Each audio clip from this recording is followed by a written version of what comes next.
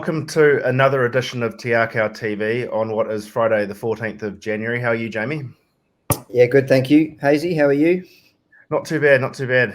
Another big week coming up, Jamie, as we kind of lead into, obviously, Group 1 day down at Trentham, and of course, Karaka Million night only now, I guess, 10 days away or something like that. Yeah, exactly. So, full noise into that, and good weekend racing in front of us. And then, as you say, Karaka Million night, then back down to Wellington for the Thorndon. And then, into those nice 3-year-old staying races into the Oaks and the Derby. So plenty to look forward to.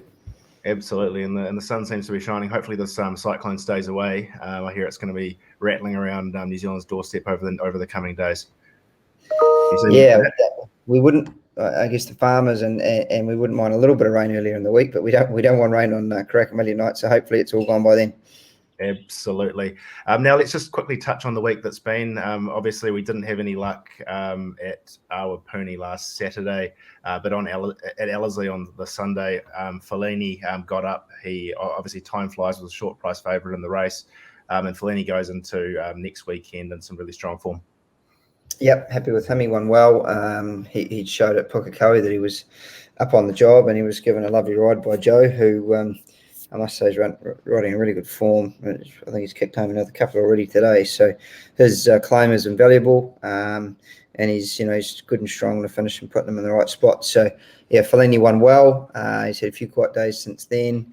I'd have a little gallop again tomorrow, and then into the Karaka Million. And time flies. He's disappointing. I don't know if we're riding him upside down, whether we need to ride him further back than that and see him attack the line. But he's a lot better than how he's been going. And hopefully we might be a chance to still scrape in. We'll just have to keep a bit of an eye on the order of entry there over the next few days.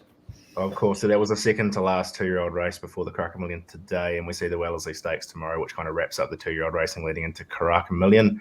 And as you mentioned, Smiling Joe Kamarudin seems to be riding winners at almost every post, so that's cool to see.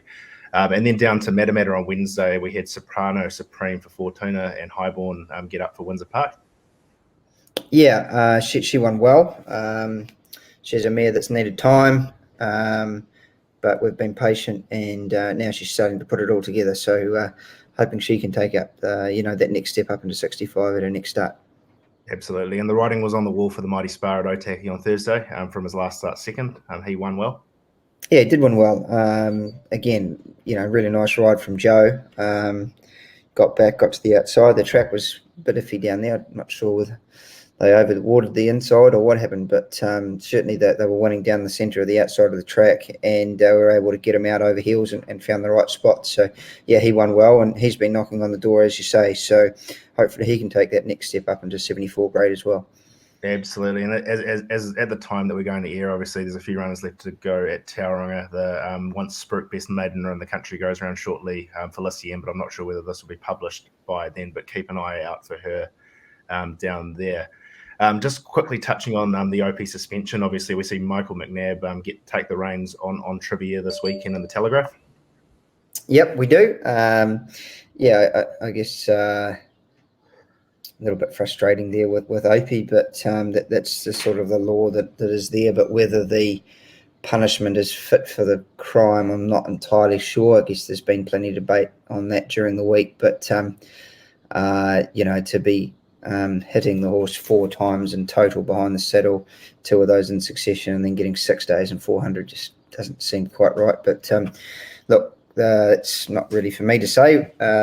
We'll just carry on. Michael will do a good job for us tomorrow, and looking forward to a nice team of runners at Wellington. 5 headed down there today. Looking forward to getting on the plane myself down there tomorrow and seeing how it all unfolds. And you must be the unluckiest Kiwi trainer of all time with the visitor draws that you get with these Australian runners, mate. Yeah, awful, isn't it? But what can you do?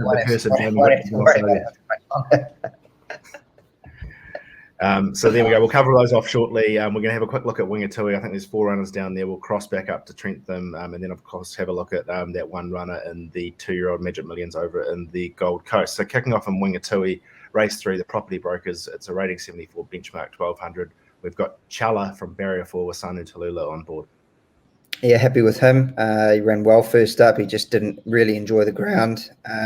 He'll go forward from there. Claim helps. got to be hard to beat. Great. And race 6, the Meanens, Liquorland and Z Golden Nutritional, rating 65 benchmark over 1400, 2 runners lining up. The first of which is Radagast from barrier 10 with Courtney Barnes on board. Yeah, ran really well at Timaru last time, got back. He's a horse that's always been a little bit naughty in the barriers and then hence sort of is a bit slow away, but he'll be back from his draw. He'll be finding the line very strongly and he's a very good top 3 chance. Great. And Fashion Shirt from barrier 4 with Jason Laking on board.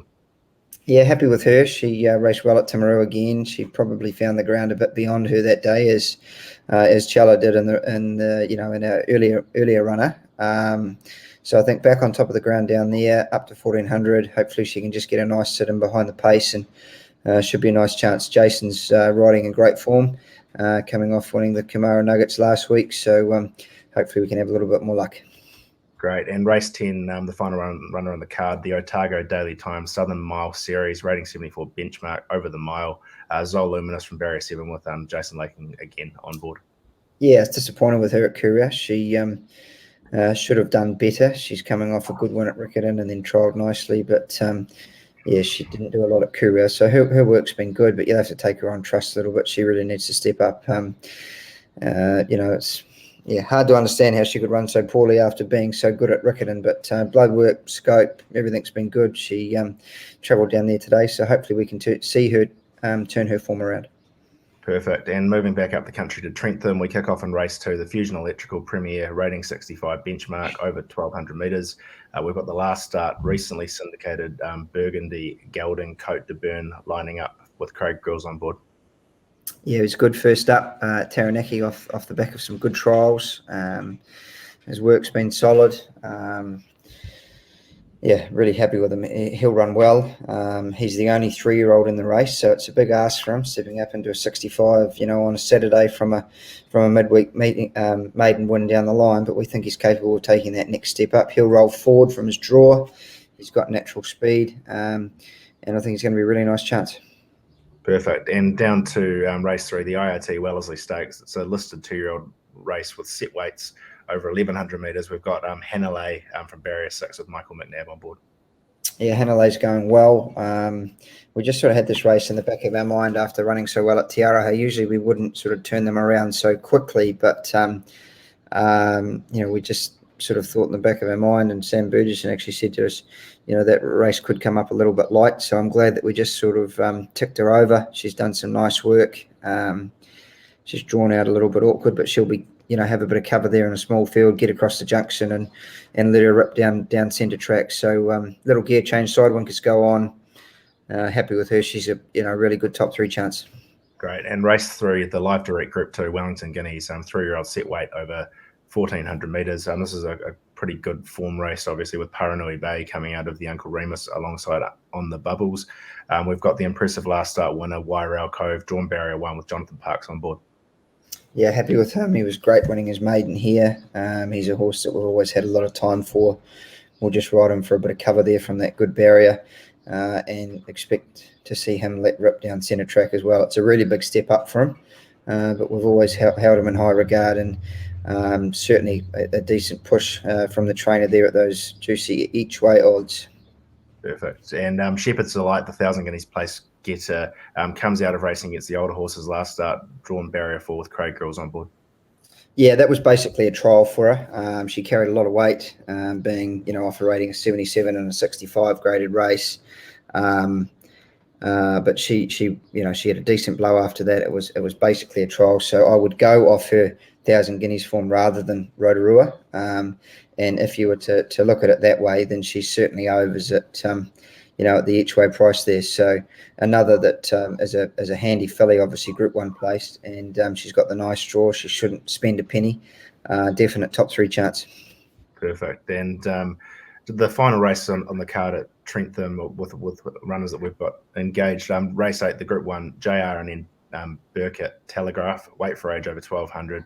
Last start railway winner on Trivier from barrier 1 with Michael McNabb on board. Yeah, going really well. It's come through the railway with no problems. Everything's gone according to plan. Work was as good as it has been sort of leading into the railway. Opie's been riding her throughout the week and been very happy with her. So no reason in our minds why she can't, repeat the same sort of dose, all things being equal. But yeah, barrier a bit sticky from barrier 1. Does she go forward or spotting behind don't think it needs to be. We won't overcomplicate things. She'll just jump and get a bit of cover, and she'll be let rip at some stage. But they'll have to be riding pretty tight to be holding her. And I would have thought she'll be looking for an out, getting across the crossing there, and hopefully, let them rip down centre track. But she's in great form. I can't fault her, and she's our best chance for the day. Perfect. And then, of course, we head across to the Gold Coast. The first time that I think Akau, from memory, have had a runner in the $2 million The Star Gold Coast Magic Millions 2-year-old Classic. It's a restricted listed race, similar conditions to the Karaka Million, of course. Set weights for the 2-year-olds over 1,200. We've got the Fastnet Rock filly, Bright Blue Sky, drawn barrier 16 with Brett Preble on board. Yes, so she's in good shape. Everything's sort of gone to plan with her over the last 3 weeks. We rolled the dice and didn't give her another run leading into it, and we've just skinned in there by the made the cut there by the skin of our teeth. Being 16th in the order of entry with the prize money, but she's in good shape. Really happy with her.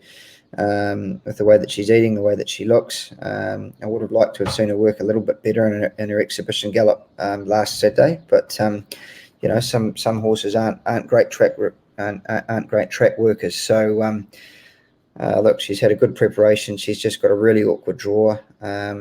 Hoping that we can sort of be midfield 3 deep with a bit of cover and giving her chance in the straight. Her exhibition gallop last week and her run and doom, and we're both on soft track. She's going to be back on top of the ground tomorrow, which I think is going to be a big help for her. But obviously, Coolangatta looks very hard to beat, and it is a really good field. Russian Conquest, Miss Hellfire after winning last week. So she's going to have to be at her very best, but it's exciting to have a runner in the race. And that exhibition gallop was against a horse called Axe, which is an older horse, and from what I understand, goes pretty good as well. So from barrier 16, you're going to have to really be forced to go forward, I assume. Yeah, we'll just roll the dice a little bit. We'd certainly like to be a bit more positive than we were in the at Doomben there, where she sort of fell out of the barriers and ended up a lot further back than where we wanted to be. So yeah, we'll leave that up to Brett, but we'd certainly like to try and be a bit more positive. And of course, Brett had some great success with the team with Probabile in the spring, of course, as well. So that wraps up the runners for the card across all of the cards on Saturday. And I just wanted to quickly just touch on, I think you've given us your best bet there with on trivia earlier, Jamie. Is that right? Or are you going to try to give us something else? No, roll onto her, put her through your multis. Hopefully all goes well there. We're quietly confident and expecting a big run. Horse racing is an unpredictable sport, but really looking forward to seeing her run down there. The punter's graveyard. Hopefully that they've got the track right, and everything should get their chance. Wairau Cove each way. That's not nice odds there. I think he's going really well, and Opie's been happy with him during the week, which is good enough for me.